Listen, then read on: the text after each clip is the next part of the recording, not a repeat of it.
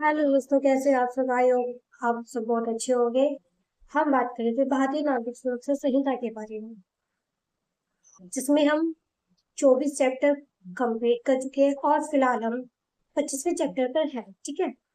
अगर धारा की बात करें तो धारा हम 1 से 315 तक कंप्लीट कर चुके हैं और आज से हम शुरू करने वाले हैं धारा 316। ठीक है, तो चलिए शुरू करते हैं। अभियुक्त की परीक्षा का अभिलेख। ये धारा बता रही कि जब कोर्ट आरोपी से सवाल जवाब करती है तो उसका रिकॉर्ड कैसे रखा जाएगा। Close one. जब कभी अभियुक्त की परीक्षा किसी मजिस्ट्रेट या सेशन न्यायालय द्वारा की जाती है, तब उससे पूछे गए प्रश्न और उसके द्वारा दिए गए प्रत्येक उत्तर सहित ऐसी सब परीक्षा सिर्फ पीठासीन न्यायाधीश या मजिस्ट्रेट द्वारा या जहां वह किसी तारीख या अन्य असमर्थता के कारण ऐसा करने में असमर्थ है, वहां उसके द्वारा इस नियुक्त न्यायालय के किसी अधिकारी द्वारा उसके निर्देश और अधीक्षण में पूरे तौर पर अभिलिखित की जाएगी। इसका क्लोज वन कहता है कि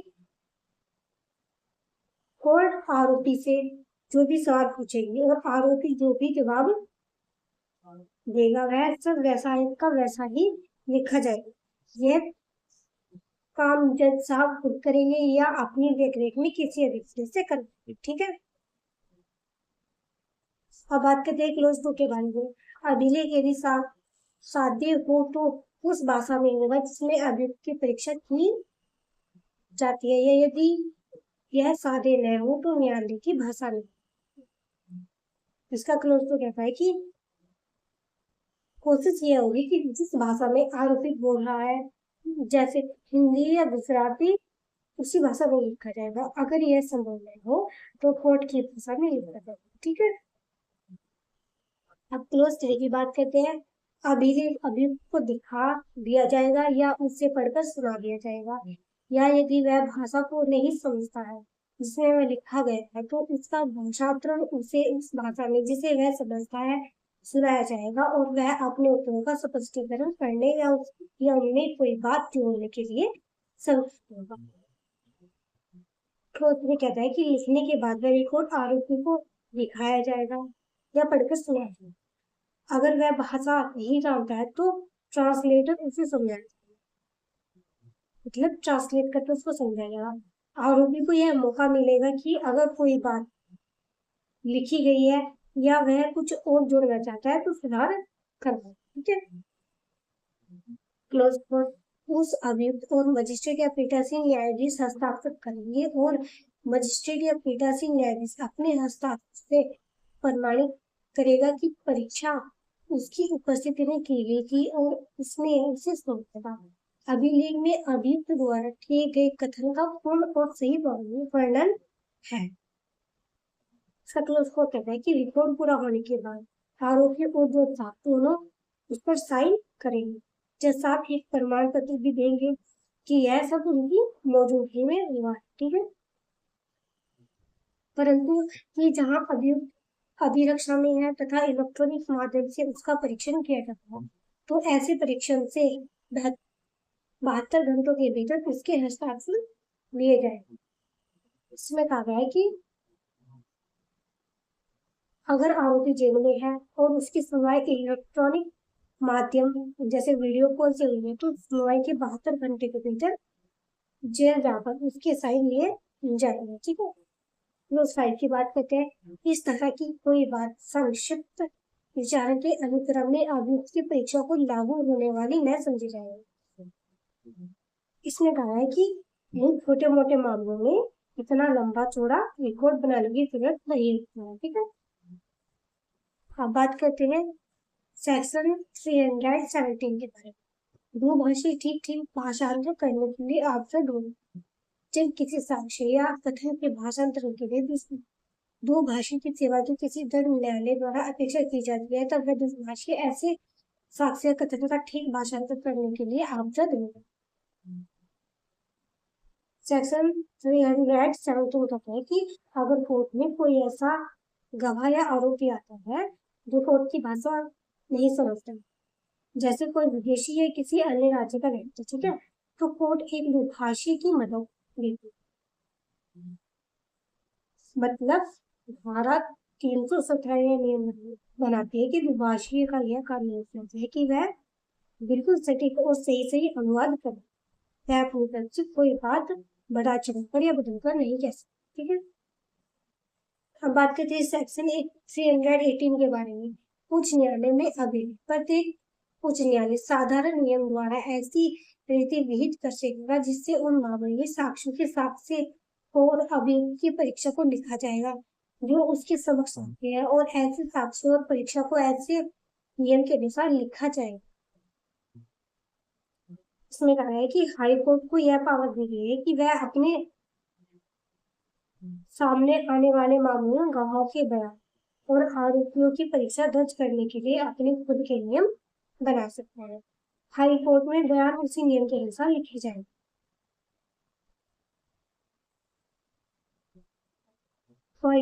साक्ष्यों की परीक्षा के लिए कमीशन।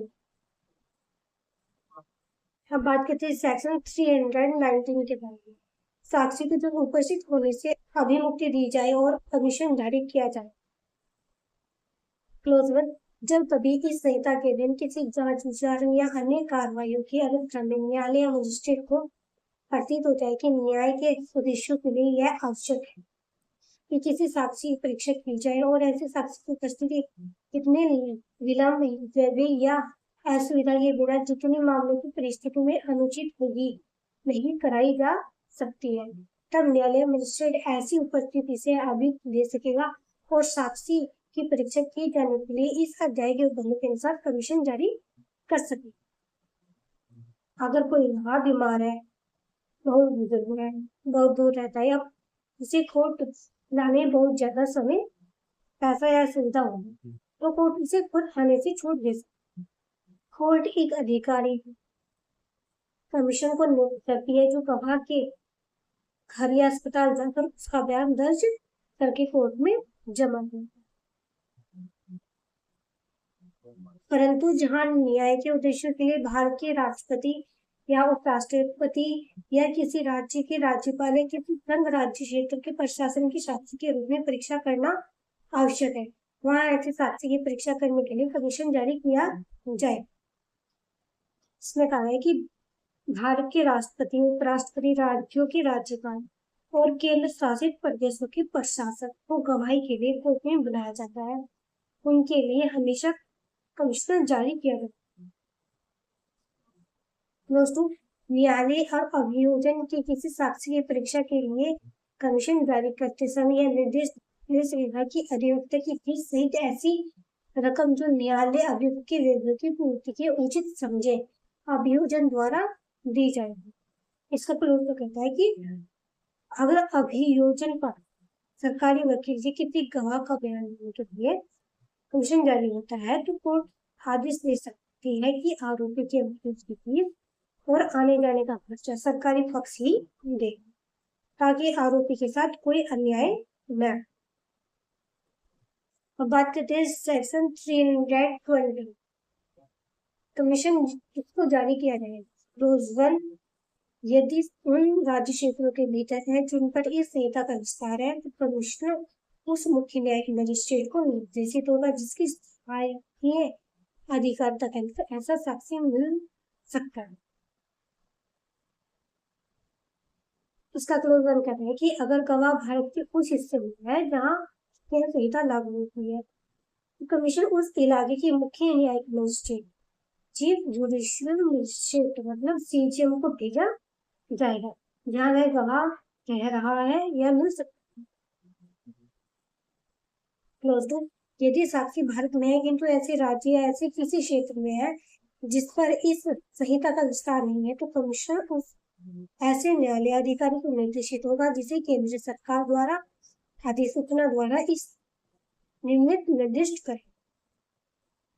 इसमें कहा है कि अगर गवाह भारत के ऐसे क्षेत्र में है जहां यह संहिता लागू नहीं होती है कमीशन केंद्र सरकार द्वारा अधिसूचित किसी विशेष कोर्ट या अधिकारी को भेजा जाएगा। ठीक है। क्लोज 3। यदि साक्षी भारत से बाहर के देश या इस स्थान में और ऐसे देश या स्थानीय सरकार से केंद्रीय सरकार ने आपराधिक मामलों के संबंध में साक्षियों द्वारा साक्ष्य लेने के लिए ठहराव कर रखी है, तो कमीशन ऐसे प्रावधान जारी किया जाएगा। ऐसे न्यायालय या अधिकारी को निर्देशित होगा और प्रादेशित किए जाने के लिए ऐसे प्राधिकारी को भेजा जाएगा जो केंद्र सरकार अधिसूचना द्वारा इस निर्णय विहित करे। सब क्लोज में कहता है कि अगर भारत सरकार का उस देश के साथ समझौता है तो कमीशन केंद्र सरकार द्वारा तय किए गए फॉर्मेट में और तय किए गए आधिकारिक कोड के मामलों से भेजा जाएगा। अब बात करते हैं सेक्शन 320 कमिश्नों का निष्पादन। कमीशन प्राप्त होने पर मुख्य न्यायिक मजिस्ट्रेट या ऐसा मजिस्ट्रेट जिसे वह इस नियुक्त करे साक्षी को अपने समक्ष लाने के लिए समन करेगा या उस स्थान को जाएगा जहां साक्षी और उसका साक्षी उसी रीति से लिखेगा और इस प्रयोजन के लिए उन्हीं शक्तियों का प्रयोग कर सकेगा जो इस संहिता के अधीन वारंट मामले के विचारण के लिए है। सेक्शन 321 कहता है कि जब किसी सीजीएम या अधिकारी को कमीशन मिलता है तो वह उस पर कार्रवाई कैसे करते हैं। ठीक है, बुलाना या खुद जाना। सीजीएम या उनके द्वारा नियुक्त कोई मजिस्ट्रेट गवाह को समन देकर अपने पास बुला सकते हैं या फिर उस जगह या अस्पताल घर चाहिए जहाँ वह गवाह है। ठीक है, गवाह का बयान उसी तरह दर्ज किया जाएगा जैसे वारंट मामलों के दौरान किया जाता है। इसके लिए मजिस्ट्रेट के पास कोर्ट की पूरी शक्तियां होंगी। ठीक है, अब बात करते हैं सेक्शन 322 के बारे में। पक्षकार साक्ष्यों की परीक्षा कर सकेंगे।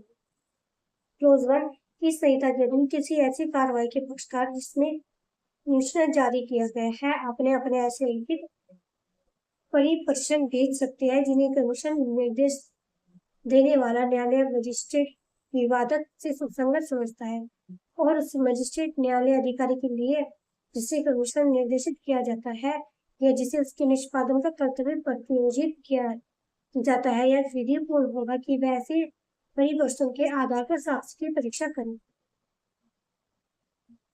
सेक्शन 322 का क्लोज कहता है कि दोनों पक्ष अपने लिखित सवाल परिपर्षण कोर्ट में जमा कर सकते हैं। जो सवाल प्रासंगिक रिलेवेंट होंगे उन्हें कोर्ट कमीशन वाले मजिस्ट्रेट के पास भेज देगी और मजिस्ट्रेट गवाह से वही सवाल पूछे। अब क्लोज की बात करते हैं। कोई ऐसा पक्षकार ऐसे मजिस्ट्रेट न्यायालय अधिकारी के समक्ष अधिवक्ता द्वारा या यदि अभिरक्षा में नहीं है तो सभी उपस्थित हो सकेगा और उस साक्ष्य की परीक्षा प्रति परीक्षा और पूर्ण परीक्षा कर सकते। इसका क्लोज तो कहता है कि पक्षकार का वकील उस जगह जाकर गवाह की मुख्य परीक्षा प्रति परीक्षा पूर्ण परीक्षा कर सकता है। अगर आरोपी जेल में नहीं है, कस्टडी में नहीं मतलब तो वह खुद भी अपने वकील के साथ वहां मौजूद रह सकता है। ठीक है, अब बात करते हैं सेक्शन 323 के बारे में। कमीशन का लौटाया जाना।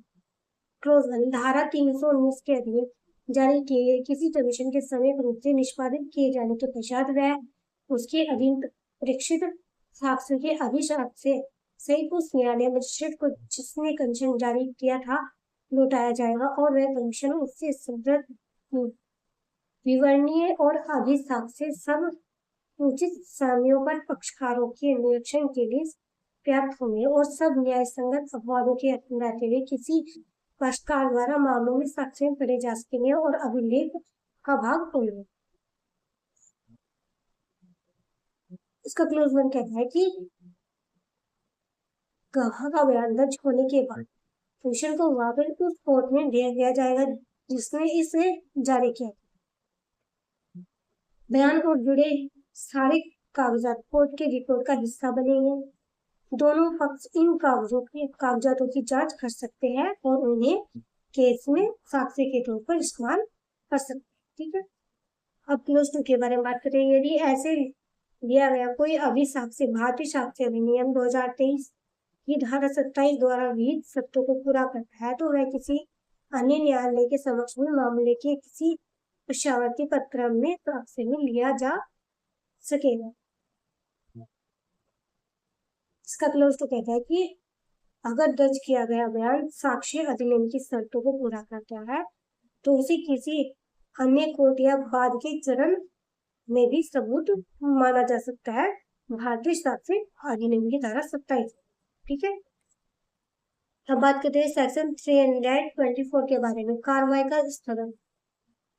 प्रत्येक मामले में जिसमें धारा 319 के अधीन कमीशन जारी किया गया है, जांच विचारण या अन्य कार्रवाई ऐसे निर्दिष्ट समय तक के लिए जो कमीशन के निष्पादन और लौटाए जाने के लिए उचित रूप से पर्याप्त स्थगित की जा सकेगी। सेक्शन 324 कहता है कि कमीशन भेजने, गवाह के पास पहुंचने, बयान दर्ज होने और वापस आने में थोड़ा समय लगता है, इसलिए कोर्ट तब तक के लिए मामले की जांच और विचारण को उतने समय के लिए स्थगित कर सकती है जितना समय कमीशन के पूरा होने पर रोकने के लिए जरूरी है। ठीक है, अब बात करते हैं सेक्शन 325 के बारे में, विदेशी कमीशनों का निष्पादन। क्लोज वन, जहाँ धारा 321 के उल्लंघन और धारा 322 और धारा 323 के उतने भाग के उल्लंघन जितना कमीशन का निष्पादन किए जाने और उसके लौटाए जाने से संबंधित है, इसमें इसके पश्चात वर्णित सभी न्यायाधीशों और मजिस्ट्रेटों द्वारा जारी किए गए कमीशनों के बारे में वैसे ही लागू होंगे जैसे वह धारा 319 के अधीन जारी किए गए कमीशनों को लागू होते हैं। इसका क्लोज वन कहता है कि जब बाहर की कोर्ट भारत में बयान दर्ज करने के लिए कमीशन भेजती है तो धारा 321, 322 और 323 के नियम देशी या गैर संहिता वाले क्षेत्रों से आए कमीशनों पर ठीक उसी तरह लागू होंगे जैसे भारत की कोर्ट द्वारा कमीशनों पर होते हैं। ठीक है, क्लोज टू, तो धारा 1 में निर्दिष्ट न्यायालय, न्यायाधीश और मजिस्ट्रेट निम्नलिखित है। पॉइंट है, भारत के ऐसे क्षेत्र के भीतर जिस पर इस संहिता का विस्तार नहीं है, अधिकारिता का प्रयोग करने वाला ऐसा न्यायालय, न्यायाधीश, मजिस्ट्रेट जिसे केंद्रीय सरकार अधिसूचना द्वारा इस निर्दिष्ट करे। पॉइंट बी, भारत से बाहर के किसी ऐसे देश या स्थान में जिसे केंद्र सरकार अधिसूचना द्वारा इस निर्दिष्ट करे अधिकारिता का प्रयोग करने वाला और उस देश या स्थान में प्रवर्तित विधि के अधीन आपराधिक मामलों के संबंध में साक्ष्यों की परीक्षा के लिए कमीशन जारी करने का प्राधिकार रखने वाला न्यायालय, न्यायाधीश या मजिस्ट्रेट। इसका दोस्तों कहते हैं कि भारत के ऐसे क्षेत्र की कोर्ट में आए कमीशन जहां यह संहिता लागू नहीं होती, विदेश की ऐसी कोर्ट या मजिस्ट्रेट आय कमीशन जिन्हें केंद्र सरकार ने अधिसूचित किया, ठीक है, वहां ये लागू नहीं। अब बात करते हैं सेक्शन 326 के बाद, चिकित्सीय साक्षी का अभिसाक्ष्य। क्लोज वन, अभियुक्त की उपस्थिति में मजिस्ट्रेट द्वारा लिया गया, अनुप्रमाणित किया गया या इस अध्याय के अधीन कमिश्नर पर लिया गया किसी सिविल सर्जन या अन्य चिकित्सीय साक्षी का अभिसाक्ष्य इस संहिता के अधीन किसी जांच, विचारण या अन्य कार्रवाई में साक्ष्य में दिया जा सकेगा यदि अभिसाक्षी को साक्षी के तौर पर नहीं बुलाया गया है। इसका क्लोज कहता है कि अगर किसी डॉक्टर ने आरोपी की मौजूदगी में, मतलब कमीशन के जरिए या कोई मेडिकल जांच या पोस्टमार्टम रिपोर्ट बनाई और उससे प्रमाणित किया है तो उस रिपोर्ट को कोर्ट में सबूत के तौर पर पढ़ा जा सकता है। इसके लिए डॉक्टर हर बार गवाह के लिए कोर्ट में हाजिर होना जरूरी नहीं। ठीक है, क्लोज टू, यदि न्यायालय ठीक समझता है और अभियोजन या अभियुक्त के आवेदन पर वैसे किसी अभिसाक्षी को उसके अभिसाक्ष्य की विषय वस्तु के बारे में समन कर सकता है और उसकी परीक्षा करे। इसका क्लोज टू कहता है कि अगर कोर्ट को लगता है कि रिपोर्ट में कुछ अस्पष्ट या अगर सरकारी वकील आरोपी का वकील अभियुक्त अर्जी देता है तो कोर्ट डॉक्टर को समन भेजकर सवाल जवाब करने के लिए बुला सकता है। सेक्शन 327 के बारे में, मजिस्ट्रेटों की पहचान बताओ। क्लोज वन, कोई दस्तावेज किसी व्यक्ति या संपत्ति के सामने किसी कार्यपालक मजिस्ट्रेट की सर्व हस्ताक्षरित पहचान रिपोर्ट होना तात्पर्य है। इस संहिता आवेदन किसी जांच विचारण अन्य कार्रवाई में साक्ष्य के रूप में प्रयोग में लाया जा सकेगा यद्यपि ऐसे मजिस्ट्रेट को साक्षी के तौर पर नहीं बुलाया गया है। इसका क्लोज वन कहता है कि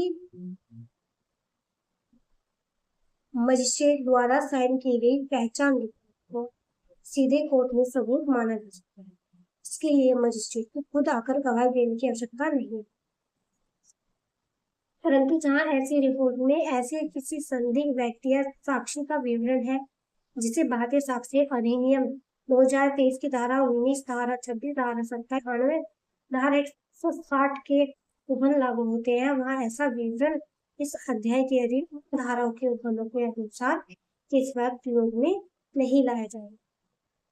इसमें कहा है कि अगर रिपोर्ट में किसी संदिग्ध गवाह का ऐसा विवरण है जो साक्ष्य अधिनियम की धारा 26, 27, 160 के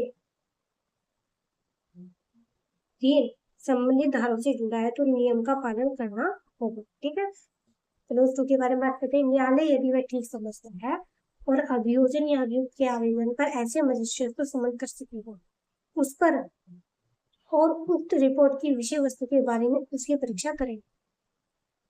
इसका क्लोज टू कहता है कि अगर कोर्ट जरूरी संज्ञा पक्ष अर्जी दे तो मजिस्ट्रेट को रिपोर्ट के बारे में सवाल पूछने के लिए बुलाया जा सकता है। ठीक है, अब बात करते हैं सेक्शन 328 के बारे में। टकसाल के अधिकारियों का सबसे कोई दस्तावेजों किसी टकसाल या नोट छपाई मुद्रा न्यायालय की या किसी सिक्योरिटी प्रिंट प्रेस की जिसके अंतर्गत स्टाम्प और लेखन सामग्री नियंत्रण का कार्यपालक भी है या न्यायालय संबंधित विभाग या न्यायालयिक प्रयोगशाला प्रभाग के किसी राजपत्रित अधिकारी की या प्रसंगत दस्तावेजों के सरकारी परीक्षक या प्रसंगत दस्तावेजों के राज्य परीक्षक की जिसे केंद्रीय सरकार अधिसूचना द्वारा इस निर्दिष्ट करे। इस संहिता के अधीन किसी कार्रवाई के दौरान परीक्षा और रिपोर्ट के लिए समय रूप से उसे भेजी गई किसी सामग्री चीज के बारे में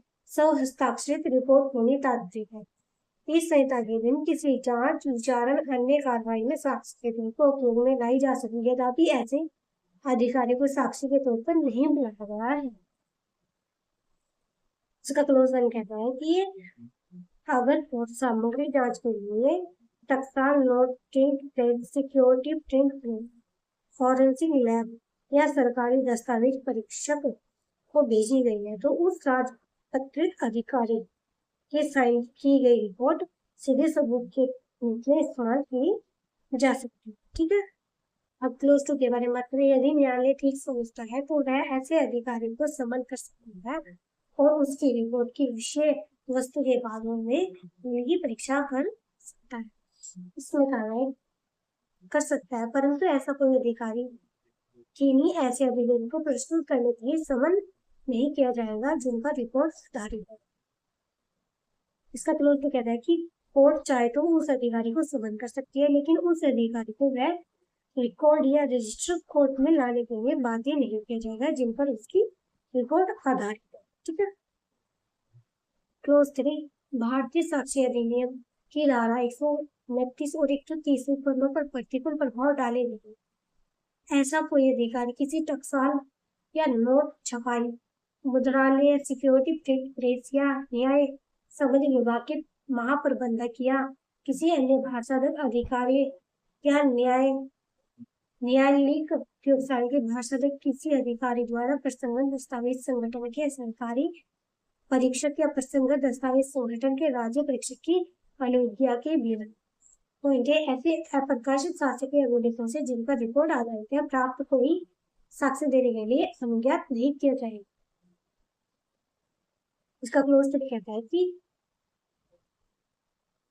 बिना विभाग के हेड या डायरेक्टर की इजाजत के वह अधिकार पॉइंट कहता है कि किसी अप्रकाशित सरकारी रिपोर्ट से सबूत नहीं देगा। ठीक है, पॉइंट बी किसी सामग्री या चीज की परीक्षा के दौरान उसके द्वारा किए गए परीक्षण के स्वरूप या विशिष्टों को परफेक्ट करने के लिए अनुज्ञात नहीं किया जाता। इसका पॉइंट बी कहता है कि यह उजागर करने के लिए कि बाध्य नहीं होगा कि उसने जांच और हैंडलिंग किस खास तकनीकी या तरीके से की थी। अब बात करते हैं सेक्शन 329 के बारे में। कतिपय सरकारी वैज्ञानिक विशेषज्ञों की रिपोर्ट। क्लोज वन, कोई दस्तावेज जो किसी सरकारी वैज्ञानिक विषय की जिसे यह धारा लागू होती है, इस संहिता के अधीन किसी कार्रवाई के दौरान परीक्षा या विश्लेषण और रिपोर्ट के लिए समय रूप से उसे भेजी गई किसी सामग्री या चीज के बारे में सब हस्ताक्षरित रिपोर्ट होनी तात्पर्य है। इस संहिता के अधीन किसी जांच, विचारण या अन्य कार्रवाई में साक्ष्य के तौर पर उपयोग में लाई जा सकेगी। इसका क्लोज वन कहता है कि किसी सरकारी वैज्ञानिक विषय द्वारा जांच या विश्लेषण के बाद की गई हस्ताक्षर रिपोर्ट को कोर्ट में सीधे सबूत के रूप में पढ़ा जा सकता है। ठीक है दोस्तों, यदि न्यायालय ठीक समझता है तो वह ऐसे विषय को समन कर सकता है और उसकी रिपोर्ट की विषय वस्तु के बारे में उसकी परीक्षा कर सके। इसका क्लोज तो कहता है कि कोर्ट चाहे तो विषय को स्पष्टीकरण के लिए बुला सकती है। ठीक है क्लोज 3, जहाँ ऐसे किसी विषय को न्यायालय द्वारा समन किया जाता है, वह सभी उपस्थित होने में असमर्थ है।